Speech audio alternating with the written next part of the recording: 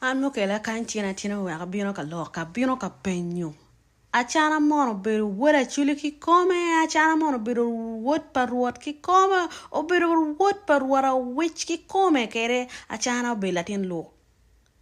Nyo achana wan wamero nyang DNA pa achana. Wamero ngeyo DNA pa achana. Achana mono beru komdatien chuli Kikome o be latin par Rwot Kikome. Rwot a witch Kikome. Kera achana kitinyo dia ikom wara witch. Because the one pay watika nyang. Even us, we don't trust ourselves. What you mir ati mir nyang loka DNA pa chana. Some of us we don't trust ourselves too. One kala Acholi, wa baby pu wangi wa culture wa birugena ngo. Pu wangi wa kama be we like how we originated. Who was our forefather?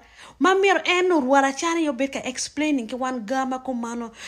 Wa pewe ke culture pa Acholi, wa pewe ke kamane Acholi kitiki tourist kama ke chiro ke ngiuga pa Acholi ye. Pe wara chana kana di barracks. Wana charo keru kingdom me choki barracks. What kind of a kingdom is that? Ma beri barracks, ma pi beri kilwahene. Gino wa amiro peno ka penyo ne amiro nyang ka DNA pa Achana.